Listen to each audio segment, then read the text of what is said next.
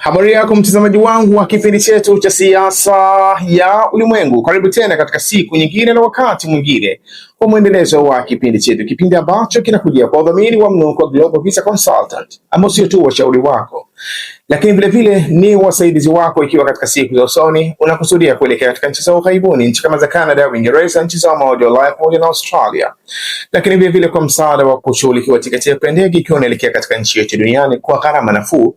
Unaweza kuwasiliana nao kupitia namba hizo chini ya tangazo kwa msaada, ushauri pamoja na mwongozo. Tukielekea katika uchambuzi wetu wa leo, bila shaka ni siku moja imepita toka kiongozi wa nchi ya Tanzania Daktari Samia Suluhu Hassan pamoja na kiongozi wa nchi ya Uganda Mzee Yoweri Kaguta Museveni waliposaini sehemu ya hati ya makubaliano na kampuni ya Bahrain Baito.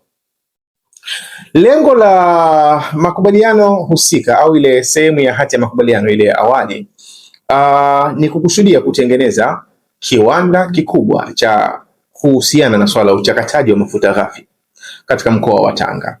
Lakini sio tu hivyo, maanake makubaliano husika yatahusisha utengenezwaji wa sehemu za uhifadhi wa mafuta, maanake ile matanki makubwa ya uhifadhi wa mafuta katika eneo la Tanga.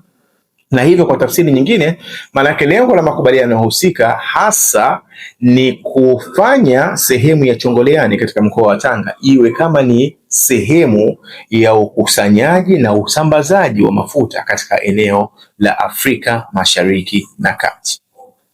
Movement hii ni movement ambayo kwanza inaweza ikatupa tafsiri ya umuhimu wa maeneo yanayopatikana katika upande wa pwani, maeneo ya Afrika Mashariki. Na nakusudia hasa nchi ya Kenya na nchi ya Tanzania. Maana yake ni maeneo ambayo movement yoyote ya kistratejia katika eneo la Afrika Mashariki na Kati ni lazima ihusishe maeneo haya mawili, maana yake eneo la Kenya na eneo la Tanzania. Na hii inaweza ikapimwa kwa tukio mfano wa hili.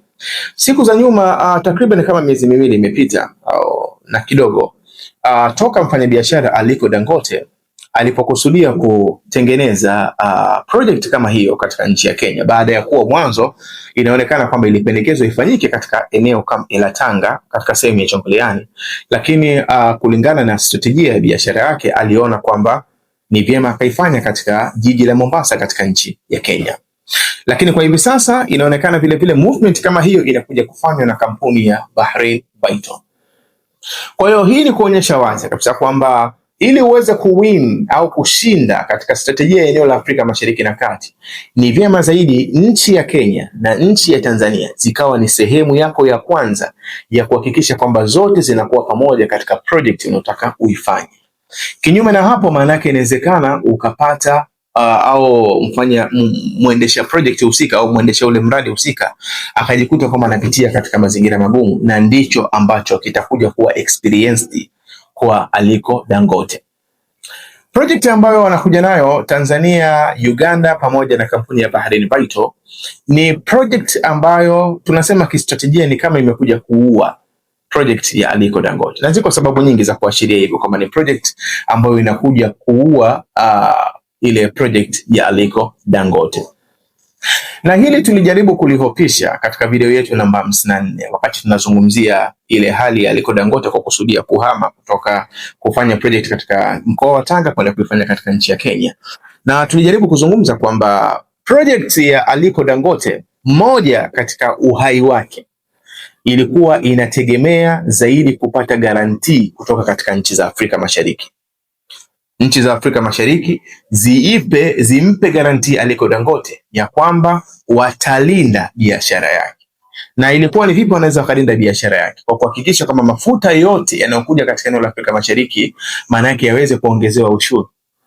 Atakapokuwa ameongezewa ushuru, maana yake ni kwamba hilo litakuwa linaipa nafuu kampuni yake katika upande wa ufanyaji wa biashara ile ya mafuta. Kwa maana ya kwamba mafuta ya bei rahisi kutoka katika nchi kama za Urusi na mfano wake yanapokuja katika eneo la Afrika Mashariki na Kati yanashindwa kufanya vizuri kwa sababu ya kodi itakuwa kubwa. Lakini hilo lilikuwa linategemea zaidi ushirikiano wa hizo nchi husika. Na tulijaribu kuofisha kwamba move ambayo imefanywa na Aliko Dangote, huenda Tanzania wakachukua step nyingine, na hiki ndio kinaonekana kwamba kimekuja kutokea kwa hivi sasa. Kwa hiyo movement ambayo imefanywa na Tanzania na Uganda tunasema ni kill switch, yani ni switch ya kuua ile movement ambayo alikuwa amekuja nayo Aliko Dangote, na tunaweza tukaeleza katika engo nyingi kama ifuatavyo. Katika upande wa kwanza ambao unaashiria kwamba movement hii ni movement ya kistratejia ambayo mwisho wa siku inakuja kumaliza ile project ya Aliko Dangote. Kwanza ni katika upande mama ambao ulikuwa unategemewa na Aliko Dangote, ule wa watu wote kuweza kukubaliana kulinda biashara ya Aliko Dangote, jambo ambalo kwa movement hii inaashiria wazi kabisa kwamba eneo la Afrika Mashariki na Kati litabaki kwamba ni eneo la ushindani, haliwezi kuwa eneo ambalo litatawaliwa na mfanyabiashara mmoja, kwa sababu ukiangalia mpango wa Aliko Dangote katika swala la uzalishaji alikusudia kwa mfano kuzalisha kuchakata pipa takriban 600,000 kwa siku katika kiwanda ambacho anakusudia kukitengeneza, lakini uhitaji wa nchi za Afrika Mashariki na Kati inawezekana ikawa ni pipa 400,000, 300,000 mpaka 400,000 kwa siku. Kwa ina maana alikuwa anakusudia kufanya uchakataji ule usafirishaji wa mafuta kwa pipa zaidi ya mahitaji ya Afrika Mashariki na Kati, na maana lengo lake kubwa ilikuwa ikiwezekana aweze vile vile kushuka chini upande wa kusini, kwa maana kwamba lile eneo lote la Afrika Mashariki na Kati ni kama litakuwa lote amelicontrol mtu mmoja. Ina maana kwa lugha nyingine inakuwa ni kama TANESCO wa Afrika Mashariki na Kati, yani kwamba kama unavyosema kwamba TANESCO Tanzania hana mshindani, basi katika mazingira namna hiyo ndivyo Aliko Dangote alivyokuwa ameplani katika upande wa biashara ya mafuta. Kwa hiyo hilo maana yake lilikuwa linahitaji wahusika waweze kukubaliana kutoa garanti hiyo, lakini kwa mazingira yaliyopo hivi sasa maana yake uwezekano wa hiyo garanti kuwepo hakuna, na soko litabaki kwamba ni soko la ushindani kulingana na kila mtu atakavyoweza kutengeneza bei ambayo inakubalika kwa watumiaji wa mafuta husika katika eneo la Afrika Mashariki na Kati. Hiyo ni pointi ya kwanza. Lakini pointi ya pili, muunganiko wa Tanzania na Uganda, kwa sababu Tanzania ni nchi ambayo inapakana na nchi nyingi, maana kuanzia sehemu kama za Msumbiji kwenda Zambia, Malawi, Kongo, Rwanda, Burundi, Uganda, Kenya. Maana hizi ni nchi nyingi, takriban kama nchi 8 hivi, zote zimeizunguka nchi ya Tanzania. Sasa projects yoyote ya mafuta ambayo ilikusudia kufanywa na Aliko Dangote, manake haikukusudia tu kufanya katika ili eneo la Afrika Mashariki, pamoja na kwamba alihusisha kwa mfano nchi kama ya Kenya kwa sababu ya matumizi yake makubwa ya mafuta, lakini ukiangalia kwamba uchakataji wake mafuta wa pipa 600,000 kwa siku kulingana na plani aliyokuwa nayo, 600,000 mpaka 700,000 kwa siku kulingana na plani aliyokuwa nayo, mafuta yote yalikuwa hayawezi kutumika katika nchi ya Kenya. Maana yake ilikuwa inategemea vile vile yatoke yaende katika nchi nyingine, especially nchi kama za Kongo, Rwanda, Burundi, Tanzania na mfano wake, kwa kuiweka pembeni nchi kama ya Uganda, kwa sababu Uganda na wenyewe wana project yao ya kuchakata mafuta kule Hoima. Sasa kwa mazingira ya namna hiyo, maana yake ni kwamba ilikuwa inategemea sehemu kama ya Uganda kuwa ni daraja la kuweza kuvuka, maanake katika ile bidhaa inapokuwa imechakatwa basi iweze kuvuka katika sehemu kama ya Uganda kwenda katika sehemu kama za Kongo. Lakini namna Tanzania na Uganda walivyoweza kujichagua katika project hii ambayo wanafanya na ile Bahrain Vito, maanake ni kwamba ni kama wameweka block, wameweka ukuta wa project kama ya Aliko Dangote kuweza kuvuka kwenda katika upande wa nchi kama za Kongo, Rwanda na Burundi, kwa kuzingatia kwamba nchi ya Uganda ni mshirika wa moja kwa moja katika project husika. Sio tu kwamba kwa sababu wenyewe wana mafuta, bali wenyewe vile vile itakuwa ni sehemu ya wawekezaji katika hii project husika ambayo wanakusudia kuifanya, kwa maana kwamba Uganda watakuwa na mchango wao, Tanzania watakuwa na mchango wao, na Bahrain Vito watakuwa wana mchango wao katika upande wa ile miundombinu, kwa sababu wanakusudia kutengeneza zile tanki kubwa za kuhifadhi mafuta, pipa nyingi 200,000 laki ngapi kwa zile kwa ile senta moja, na watengeneza senta nyingi katika eneo la Chongoleani ili kuhakikisha kwamba sehemu kama ya mafuta ghafi yanatoka katika nchi kama ya Uganda inaweza kuhifadhiwa pale na kisha akapakiwa kwenda nje ya nchi kabla hawajatengeneza hicho kiwanda hakijakamilika. Lakini vile vile kwa mafuta safi ambayo wao watakuwa wanaleta kwa ajili ya matumizi, kwa maana zile petroli na kadhalika, pamoja na kwamba sasa hivi zinaweza zikaanza kuhifadhika katika miundombinu ya Tanzania. Kwa hiyo Tanzania itanufaika katika hatua ya awali, lakini watakapotengeneza hiyo miundombinu mikubwa, maana yake ni kwamba mafuta yatakuwa yakija vile vile yanahifadhika, hiyo ya ushirikiano wa Uganda, Tanzania pamoja na kampuni husika yatakuwa yanahifadhika na kuweza kusambazwa katika eneo la Afrika Mashariki na Kati. Katika mazingira namna hiyo, maana yake Uganda ni mshiriki wa moja kwa moja katika hilo. Kwa hivyo Uganda kushiriki kwake katika hilo, maana yake ni kwamba asipokuwa na sera nzuri za kuweza kulinda uwekezaji wake katika nchi ya Tanzania katika upande kule Chongoleani, automatically watapata wao hasara, kwa sababu wao ni wawekezaji katika mradi husika.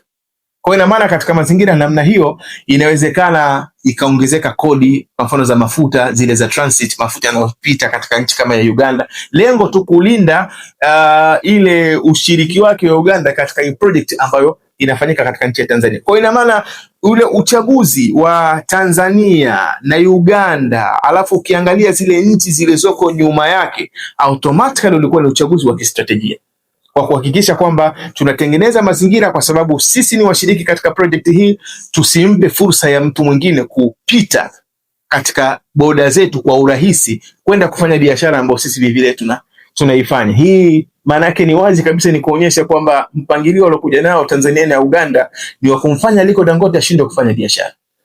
Hii ni miongoni mwa alama nyingine za kuonyesha mazingira hayo. Lakini jambo lingine ambalo tunaliona kwamba kwa mazingira ya namna yote, project hii ya Tanzania na Uganda inamfanya au itamfanya Aliko Dangote ashindwe kufanya project katika upana ule aliokuwa amekusudia. Kwanza kwa kuangalia duration au ule muda wa ile project jinsi ilivyo. Ukiangalia project kama ya Aliko Dangote inategemewa zaidi kuanza mwaka 2030. Lakini kusudia kutengeneza ile kiwanda, manake kilele chake itakuwa ni kwenye mwaka 2030. Lakini project ya Uganda na Tanzania pamoja na ile Baharini Baito ni project ambayo inaanza sasa hivi. Inawezekana tu labda Uganda isinufaike ile moja kwa moja katika hizo hatua za awali, lakini ni project ambayo inaanza sasa hivi. Na inaanza sasa hivi kivipi? Kwa sababu kampuni ya Baharini Baito, moja katika kazi yake ni kununua na kusambaza mafuta, yawe ni mafuta ghafi au mafuta safi. Ina maana wanafanya ni moja katika sehemu ya project yao. Kwa hiyo automatically ina maana mpaka sasa hivi zile center za mafuta za nchi ya Tanzania zinaanza kutumika immediately. Yaani wameshakubaliana, manake hapo hapo kuna nafasi kubwa ya zile center zikaanza kutumika, kwa sababu Baharini Baito wanaleta mafuta safi, sio yale ghafi. Yale ghafi bado sisi hatuna ile kiwanda cha kusema kwamba kitachakata yale mafuta. Kwa ina maana hakuna umuhimu wa kuleta mafuta ghafi. Mafuta ghafi yatakayokuwa na ingia Tanzania ni yale ya kutoka Uganda, na hasa ile share ya nchi ya Uganda ambayo ni kama 15%, lakini ukichukua na kodi na kila kitu ambacho wanakichukua katika zile kampuni zilizowekeza pale kama ile ya Total Energy na pamoja na ile kampuni ya China, maana yake ile hisa zao unaweza kupanda mpaka kwenye 50% takriban. Kwa hivyo ina maana mafuta ya Uganda yatakuwa yanahifadhika Tanzania kwa sababu yanakwenda kuuzwa nje. Lakini kwa hivi sasa mafuta yatakayokuwa yanahifadhika Tanzania ni mafuta ambayo yako tayari kwa kuuzwa, kutumika moja kwa moja. Kwa ina maana ni jambo ambalo halisubiri kwamba ile kile kiwanda kiweze kiko kimetengenezwa ndio hiyo Baharini Baito na Tanzania waanze kufanya biashara. No, wala haisubiri huko. Maana yake katika kipindi hiki Tanzania inabadilika, inakuwa ni kituo cha usambazaji wa mafuta ambayo yanaletwa na kampuni ya Baharini Baito. Lakini mpaka kufikia mwaka 2027 takriban, maana yake hiyo project ya kutengeneza mahifadhi yale sehemu kama ghala kubwa za mafuta katika sehemu ya kule Chongoleani Tanga itakuwa imekamilika. Ina maana hiyo ya pili ndio itakuwa inahusu sasa Uganda moja kwa moja na yenyewe, kwa sababu itakuwa imeshiriki katika project husika. Kwa ina maana ni kitambo kama cha mwaka mmoja tu mbele, maana yake Uganda itakuwa ni full participant, ni mshiriki wa moja kwa moja katika ile project husika. Kwa hiyo sasa ukiangalia kipindi hiki ambacho kampuni ya Baharini Baito inaanza kushiriki moja kwa moja katika hatua za awali za mradi wao na Tanzania na Uganda, ina maana ni kampuni ambayo inakuja kupata experience moja kwa moja ya soko la Afrika Mashariki na Kati kabla Dangote hajaanza operation zake. Kwa ina maana itakuwa na kipindi cha takriban miaka 5 kabla Dangote hajaanza kufanya kazi, kampuni ya Bahrain Vital Tanzania na Uganda wao watakuwa wameshaingia katika soko la Afrika Mashariki na Kati na wameshapata experience ya kutosha ya kile kinachoendelea katika soko la Afrika Mashariki na Kati. Katika mazingira namna hiyo, Aliko Dangote hawezi kufanya biashara. Na ili aweze kufanya biashara Aliko Dangote, kuna mambo mawili yanatakiwa ayafanye na ndio atakayotokea. Akilazimisha kwamba lazima afanye uwekezaji. Cha kwanza, itabidi apunguze size ya uzalishaji wake. Yani size ya ile project aweze kuifanya kuwa ndogo, ambayo inapokuwa ndogo manake pia faida yake inakuwa ndogo, kwa sababu lengo la kufanya project kubwa manake ni kwamba unakuwa una uwezo kuchukua mzigo mwingi kwa bei nafuu. Ndio mazingira jinsi yanavyokuwa. Sasa itakapokuwa imenyongeka kwa sababu ya lile soko limeshakuwa kwamba halina guarantee la maeneo mengi kufanya biashara, kwa hiyo automatically patakuwa hakuna umuhimu wa kutengeneza kiwanda kikubwa ambacho hauna guarantee ya kupata wateja. Hilo ni jambo la kwanza. Lakini katika upande wa pili ambao anaweza akafanya pia, licha ya kwamba project anaweza akaifanya kuwa ndogo, lakini ni katika upande wa kudili na bidhaa zinazotokana na uchakataji wa mafuta. Maanake katika upande kama wa mbolea ambao ni vitu anavifanya kwa muda mrefu, au bidhaa kama zile za plastiki na mfano wake, anaweza akafanya katika nyanja hiyo. Lakini katika upande wa mafuta per se, yani ile moja kwa moja, kwa sasa hivi Aliko Dangote kama atafanya katika plani ile anayo mwanzo, tutegemee kwamba kuna nafasi kubwa anaweza akashindwa kusustain katika hiyo biashara husika. Lakini jambo lingine ambalo tunalitazama katika move hii ambayo inaashiria wazi kabisa kwamba mfanyabiashara Aliko Dangote anawezekana akawa akashindwa kufanya biashara husika, ni garantii ya kampuni ya ile Bahrain Vital. Kampuni ya Bahrain Vital katika makubaliano yake na Tanzania ni makubaliano ambayo yanatoa garantii kubwa sana katika nchi za Tanzania na Uganda, kiasi ambacho ni ngumu wao kuweza kutoa walau hatua moja ya kufanya ile biashara yao au ile plani yao na kampuni husika iweze kuanguka. Ni ngumu sana kwa kuzingatia kwamba kampuni ya Bahrain Vital ni kampuni ambayo ina mtaji mkubwa. Ni moja katika kampuni ambayo ina mitaji mikubwa duniani. Ina uwezo kupata mafuta sehemu yote duniani kwa bei nafuu. Katika mazingira namna hiyo, maana yake ni kwamba Tanzania na Uganda wanapokuwa wanaagiza mafuta kupitia zile kampuni zao, kwa mfano kama TPDC na mfano wake, wanapokuwa wanaagiza mafuta katika nchi tofauti tofauti, wana nafasi hivi sasa ya kuagiza mafuta bila kutoa pesa kamili, kwa sababu ya guarantee ya kampuni ya Bahrain Vital. Maanake ni kwamba wanapohitaji mafuta wanaweza wakalipa nusu ya gharama, na kisha sehemu inayobakia inawezekana ikawekewa guarantee kupitia mali au utajiri wa kampuni ya Bahrain Vital.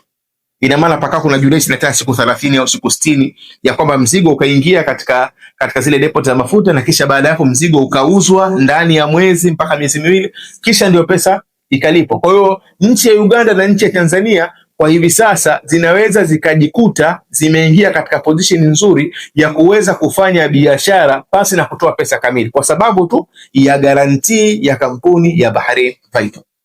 Kitu ambacho maanake ni katika siku za nyuma walikuwa hawawezi kufanya kwa staili hiyo, kwa sababu hawana asset za kutosha za kuweza kuweka guarantee ya kiwango cha mafuta ambacho wanaweza kukichukua na ikawa ni kiwango kikubwa.